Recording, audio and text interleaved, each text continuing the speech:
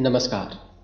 मैं गौरव हिंदुस्तानी आप सभी का स्वागत करता हूं साहित्य के इस अनोखे मंच पर जिसका नाम है स्वर्णिम साहित्य, साहित्य प्रेमियों का संसार। कहानियों की इस विशेष श्रृंखला में आज मैं लेकर आया हूं जयशंकर प्रसाद की लिखी श्रेष्ठ कहानी छोटा जादूगर। कार्निवल के मैदान में बिजली जगमगा रही थी। हंसी और विनोद का कलनाद गूंज रहा था। मैं खड़ा था उस छोटे फुहारे के पास। एक लड़का चुपचाप शराब पीने वालों को देख रहा था। उसके गले में फटे कुर्ते के ऊपर से एक मोटी सी सूत की रस्सी पड़ी थी और जेब में कुछ ताश के पत्ते थे। उसके मुंह पर गंभीर विषाद के साथ धैर्य की रेखा थी। मैं उसकी ओर न जाने क्यों आकर्षित हुआ। उसके अभाव में भी संपूर्णता थी। मैंने पूछा, क्यों जी, तुमने इसमें क्या देखा? मैंने सब देखा है। यहाँ चूड़ी फेंकते हैं, खिलौनों पर निशाना लगाते हैं, तीर से नंबर छेदते हैं। मुझे तो खिलौनों पर निशाना लगाना अच्छा मालूम हुआ। जादूगर तो बिल्कुल निकम्मा है। उससे अच्छा तो ताश का खेल मैं ही दिखा सकता हूं। उसने बड़ी प्रगल्भता से कहा। उसकी वाणी में कहीं रुकावट ना थी। मैंने पूछा, और उस पर्दे में क्या है? वहां तुम गए थे? नहीं, वहां मैं नहीं जा सका, टिकट लगता है। मैंने कहा, तो चलो, मैं वहीं पर तुमको लेवा चलूं। मैंने मन ही मन कहा, भाई आज के तुम ही मित्र रहे। उसने कहा, वहां जाकर क्या कीजिएगा? चलिए निशाना लगाया जाए। मैंने उससे सहमत होकर कहा, तो फिर चलो, पहले शरबत पी लिया जाए। उसने स्वीकार सूचक सिर हिला दिया। मनुष्यों की भीड़ से जाड़े की संध्या भी वहां गर्म हो रही थी। हम दोनों शरबत पीकर निशाना लगाने चले। राह में ही उससे पूछा, तुम्हारे और कौन हैं? माँ और बाबूजी। उन्होंने तुमको यहाँ आने के लिए मना नहीं किया? बाबूजी जेल में हैं। क्यों? देश के लिए, वह गर्व से बोला। और तुम्हारी माँ? वह बीमार हैं और तुम तमाशा देख रहे हो। उसके मुंह से तिरस्कार की हंसी फूट पड़ी। उसने कहा, तमाशा देखने नहीं, दिखाने निकला हूं।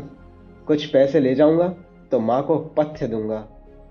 मुझे शरबत ना पिलाकर आपने मेरा खेल देखकर मुझे कुछ दे दिया होता तो मुझे अधिक प्रसन्नता होती।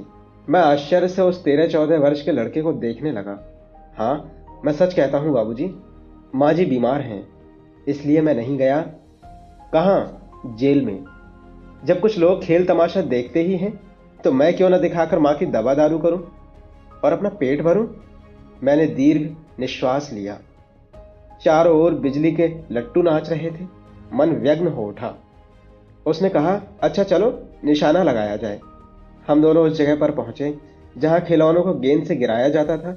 मैंने 12 टिकट खरीदकर उस लड़के को दे दिए। वह निकला पक्का निशानेबाज। उसका कोई गेंद खाली नहीं गया। देखने वाले दंग रह गए। उसने 12 खिलौनों को बटोर लिया, लेकिन उठाता कैसे? कुछ मेरे रुमाल में बंधे, कुछ जेब में रख लिए। लड़के ने कहा, बाबूजी आपको तमाशा दिखाऊंगा, बाहर आइए, मैं चलता हूं। वह 9-2-11 हो गया। मैंने मन ही मन कहा, इतनी जल्दी आंख बदल गई। मैं घूमकर पान की दुकान पर आ गया। पान खाकर बड़ी देर तक इधर उधर टहलता देखता रहा। झूले के पास लोगों का ऊपर नीचे आना देखने लगा। अकस्मात किसी ने हिंडोले से पुकारा, बाबूजी।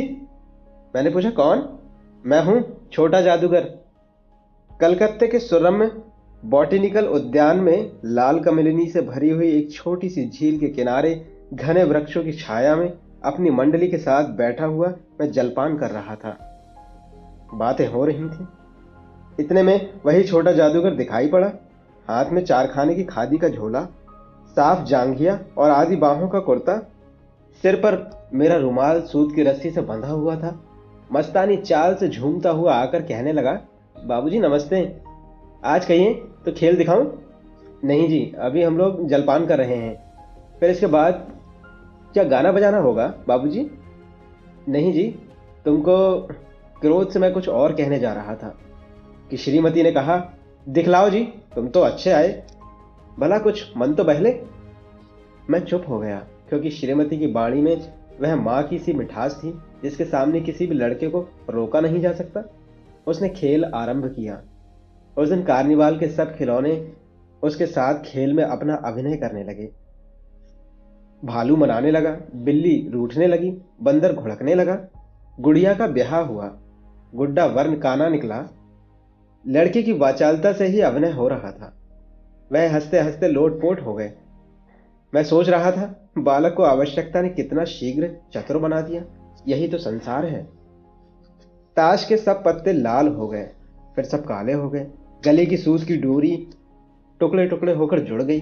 लट्टू अपने से नाच रहे थे। मैंने कहा, अब हो चुका, अपना खेल बटोर लो, हम लोग भी अब जाएंगे। श्रीमती ने धीरे से रुपया दे दिया। वह उछल उठा। मैंने कहा, लड़के, छोटा जादूगर कहिए, यही मेरा नाम है, इसी से मेरी जीविका है। मैं कुछ बोलना ही चाहता था कि श्रीमती जी ने कहा, अच्छा, तुम इस रुपए से क्या करोगे? पहले भरपेट पकौड़ी खाऊंगा, फिर एक सूती कंबल लूंगा। मेरा क्रोध अब लौट आया। मैं अपने पर बहुत क्रुद्ध होकर सोचने लगा, ओह, कितना स्वार्थी हूं मैं। उसके 1 रुपया पाने पर मैं ईर्ष्या करने लगा था। वह नमस्कार करके चला गया। हम लोग लता कुंज देखने के लिए चले। उस छोटे से बनावटी जंगल में संध्या साए साए करने लगी थी। अस्ताचलगामी सूर्य की अंतिम किरण वृक्षों की पत्तियों से विदाई ले रही थी। एक शांत वातावरण था। हम धीरे धीरे मोटर से हावड़ा की ओर आ रहे थे। रह रहकर छोटा जादूगर स्मरण हो आता था। सचमुच वह एक झोपड़ी के पास कंबल कंधे पर डाले खड़ा था। मैंने मोटर रोककर उससे कहा, तुम यहां कहां? मेरी मां यहीं है ना? अब उसे अस्पताल वालों ने निकाल दिया है। मैं उतर गया। उस झोपड़ी में देखा तो एक स्त्री चिथड़ों से लदी हुई कांप रही थी। छोटे जादूगर ने कंबल ऊपर से डालकर उसके शरीर से चिमटते हुए कहा, मां। मेरी आंखों से आंसू निकल पड़े। बड़े दिन की छुट्टी बीत चली थी। मुझे अपने ऑफिस में समय से पहुंचना था। कलकत्ते से मन ऊब गया था। फिर भी चलते चलते एक बार उस उद्यान को देखने की इच्छा हुई। साथ ही साथ जादूगर की भी दिखाई पड़ जाता तो और भी। मैं उस दिन अकेले ही चल पड़ा। जल्द लौट आना था। 10 बज चुके थे।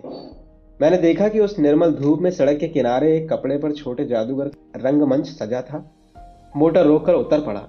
वहां बिल्ली रूठ रही थी, भालू मनाने चला था, ब्याह की तैयारी थी। यह सब होते हुए भी जादूगर की बाड़ी में वह प्रसन्नता की तरी नहीं थी।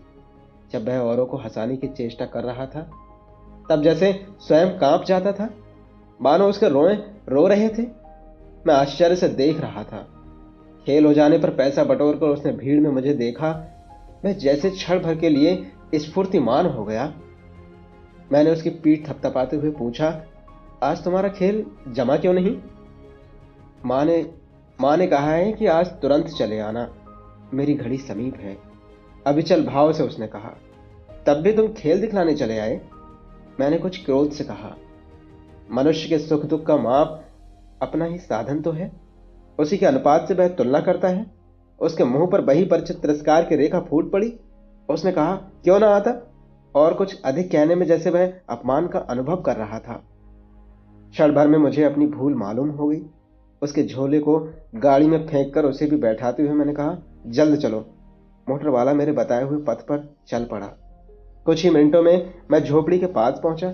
जादूगर दौड़कर झोपड़े में मां मां मां पुकारते हुए घुसा। मैं भी पीछे था, किंतु स्त्री के मुंह से बे निकल कर रह गया। उसके दुर्बल हाथ उठकर गिर गए। जादूगर उससे लिपटकर रो रहा था। मैं स्तब्ध था। उस उज्जवल धूप में समग्र संसार जैसे जादू से मेरे चारों ओर नृत्य करने लगा। बस यही थी हमारी आज की कहानी, छोटा जादूगर। जयशंकर प्रसाद की रोचक कहानियां सुनने के लिए स्वर्णिम साहित्य के इस अनोखे चैनल को सब्सक्राइब कीजिए। नई कहानियों के नोटिफिकेशन प्राप्त करने के लिए बेल आइकन दबाना ना भूलें। जयशंकर प्रसाद जी की कहानी पर अपने कमेंट्स के माध्यम से प्रतिक्रियाएं देते रहिएगा।